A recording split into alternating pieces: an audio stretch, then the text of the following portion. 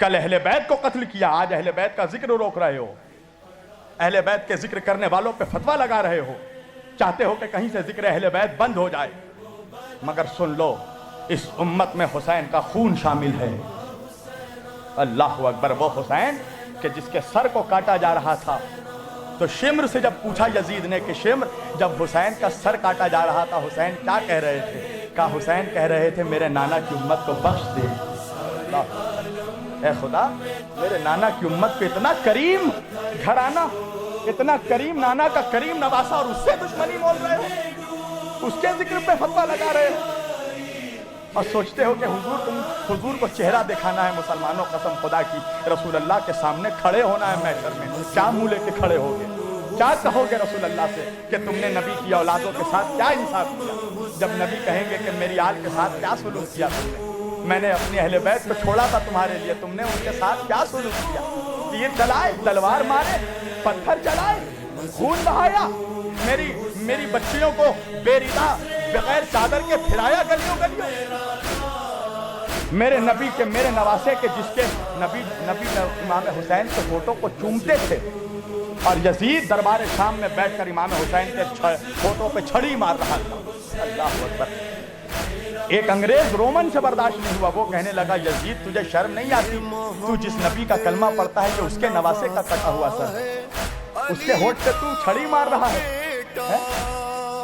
کبھی انصاف سے بتاؤ، تمہاری بھی بچیاں ہوں گی، تمہاری بھی بیٹی ہوگی، جب تم اپنے گھر سے نکلتے ہو، جب ایک باپ، بیٹی اپنے باپ سے بہت اٹیچ ہوتی ہے، جب کوئی باپ اپنے گھر سے نکلتا ہے تو بیٹی باپ سے لپٹ جاتی ہے، پاپا جلدی آئیے گا، بابا جلدی آئیے گا۔ کبھی تم نے سوچا حسین کی بھی ایک 4 سال کی بیٹی تھی جس کا نام تھا سکینہ، جب حسین کے لشکر میں کوئی نہیں بچا نا، حسین نکلے جب میدان میں جانے لگے تو حسین نے اپنے نانا کے گھوڑے سے کہا زلجنا سے، اے زلجنا چل اب میرا وقت آ گیا ہے، نانا کے وعدے کو نبھانا کا وقت آ گیا ہے، چل مجھے میدان میں لے کر۔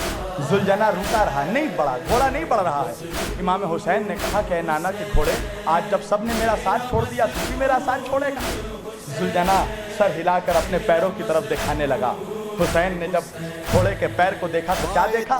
4 سال کی حسین کی بچی سکینہ گھوڑے کے پیروں سے لپٹ کر کہہ رہی تھی، اے میرے نانا کے گھوڑے، میرے بابا کو میدان میں نہ لے جا، میرا بابا 3 دن کا بھوکا پیاسا ہے، میرا بابا 71 جنازے اٹھا کر تھک گیا ہے، میرے بابا نے صبح سے لے کر عصر تک 71 جنازے اٹھائے ہیں، اے میرے نانا کے گھوڑے جو بھی میدان میں گیا ہے واپس نہیں آیا ہے، میرے بابا کو نہ لے جا میدان میں۔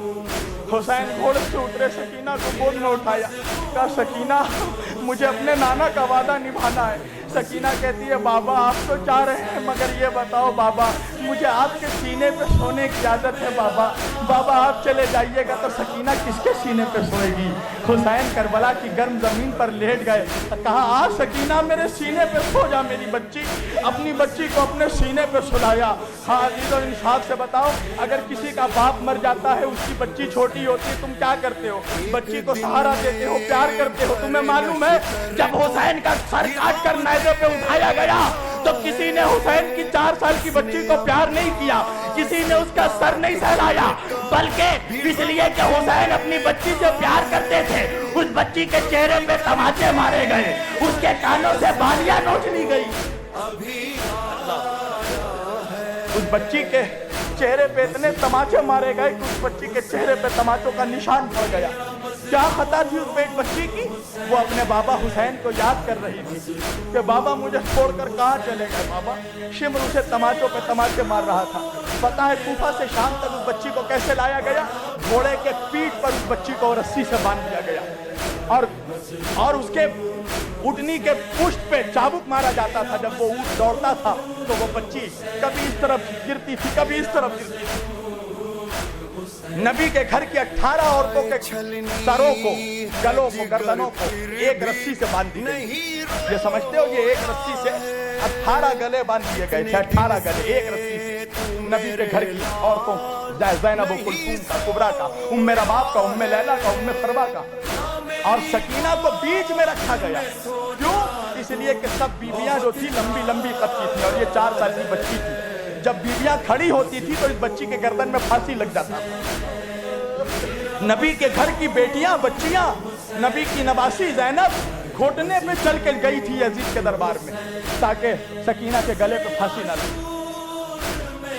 जब दरबार शाम सजा ना तो यजीद ने कहा कि कौन है वो सकीना जो हुसैन जिससे बहुत मोहब्बत करते थे, हुसैन जिससे बहुत प्यार करता था।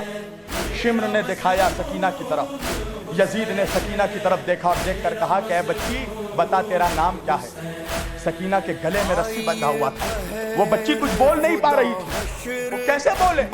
यजीद ने दोबारा पूछा, मैं पूछ रहा हूँ तू अपना नाम बता। सकीना कुछ नहीं बता पा रही, आवाज नहीं निकल रही है, गले में रस्सी लगा। एक मर्तबा यजीद को गुस्सा आया। यजीद ने कहा शिम्र देख ये बच्ची मेरी तौहीन कर रही है, इसे कोड़े मार।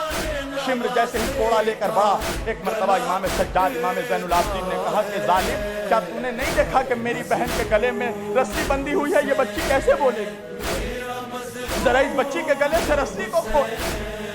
यजीद ने कहा कि इसके गले से रस्सी खोला जाए। रस्सी जैसे ही खोला गया, इतना सख्त था रस्सी कि सकीना के गले से खून बहने लगे। 4 साल की बच्ची के गले से खून बहने लगा।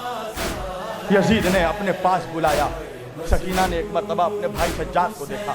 इमाम ने कहा कि जा सकीना, वरना ये जुल्म और जुल्म करेगा तेरे ऊपर। सकीना यजीद के सामने आई। यजीद ने कहा कि तू, मैंने सुना है कि तू हुसैन के सीने पे सोती थी। कहा हाँ, मेरा बाबा मुझे अपने सीने पे सुलाता था। यजीद ने कहा कि तू भूखी है। सकीना ने गला हिलाया, हाँ मैं भूखी हूँ।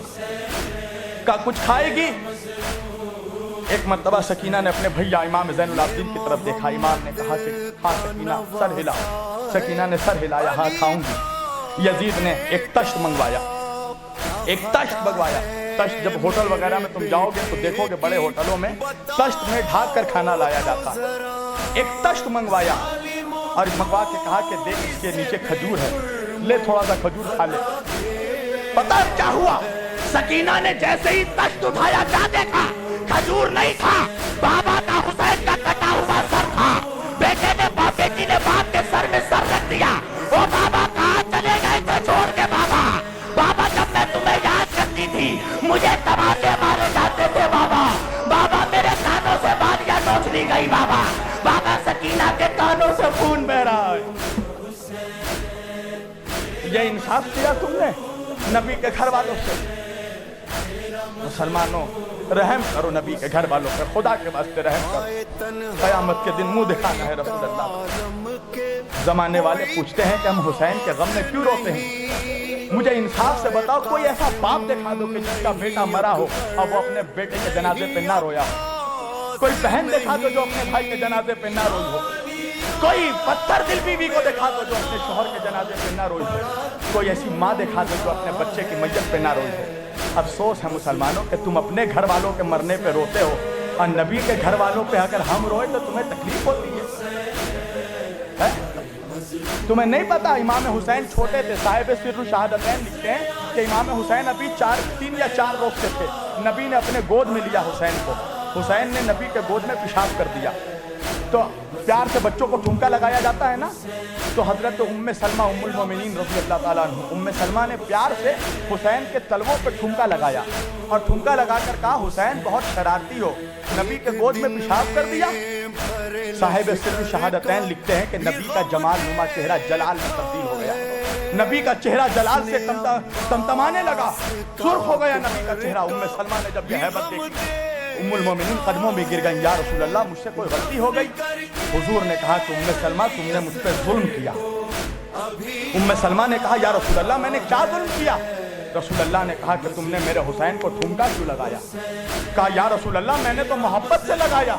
कहा कि मुझे इतना भी गवारा नहीं कि मोहब्बत से भी ठुमका लगाकर हुसैन को कोई तकलीफ पहुंचाए।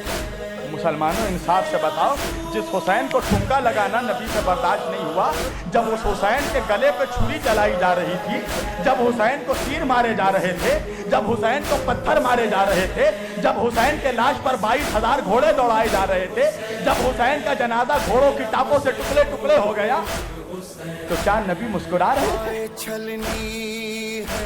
हजरत उम्मे सलमा कहती हैं, साहिब बदा अल बदाया वल नहाया लिखते हैं, हाफिज इब्ने कसीर लिखते हैं, अल्लामा इमाम हाफिज इब्ने कसीर अल बदाया वल नहाया में कि रसूल अल्लाह ने जब करबला का वाक़या सुनाया अपने घर वालों को, तो हजरत उम्मे सलमा रज़ी अल्लाह ताला अन्हु ने पूछा, उम्मुल फज़ल ने पूछा کہ یا رسول اللہ کیا میں کربلا میں رہوں گی؟ کہا رسول اللہ نے کہا کہ تم زندہ تو ہوگی اس وقت مگر تم کربلا میں نہیں، تم مدینے میں ہوگی۔ تو جناب ام سلمہ نے کہا کہ پھر مجھے پتہ کیسے چلے گا کہ حسین قتل کر دیے گئے؟ تو نبی نے ایک بوتل میں کچھ چند مٹی ڈال کر دی اور کہا کہ یہ اسی زمین کربلا کی مٹی ہے جہاں میرے حسین کو 3 دن کا بھوکا اور پیاسا تڑپا تڑپا کر شہید کر دیا جائے گا۔ جب یہ مٹی خون سے بھر جائے، سرخ ہو جائے، تو سمجھ جانا میرا حسین مار ڈالا گیا۔ حضرت ام سلمہ کہتی ہے کہ جب 10 محرم 61 ہجری عاشور کی تاریخ آئی، عصر کے وقت میں سوئی ہوئی تھی، میں نے دیکھا کہ رسول پاک صلی اللہ علیہ وسلم تشریف لائے ہیں۔ اور کیا حال ہے رسول اللہ کا؟ رسول اللہ کے سر پہ امامہ نہیں ہے، حضور کی زلفیں بکھری ہوئی ہیں، حضور کا گریبان چاک ہے، حضور کے پورے سر مبارک پر دھول مٹی گرد و غبار بھرا ہوا ہے، جسم پہ خون لگا ہوا ہے، حضور کا کرتا دھول مٹی سے بھرا ہوا ہے، حضور زار و قطار روئے جا رہے ہیں، حضور کی آنکھوں سے آنسو بہا جا رہا ہے۔ حضرت ام سلمہ نے جب یہ کیفیت دیکھی، کہا کہ اے میرے آقا یا رسول اللہ آپ کا یہ حال کیسا؟ اللہ کے رسول نے فرمایا ام سلمہ کیا تجھے نہیں معلوم میرا حسین دشت نینوا میں کربلا کے میدان میں 3 دن کا بھوکا اور پیاسا ذبح کیا جا رہا، میں جس حسین کے گلے کو چومتا تھا اس حسین کے گلے پہ چھری چلائی جا رہی۔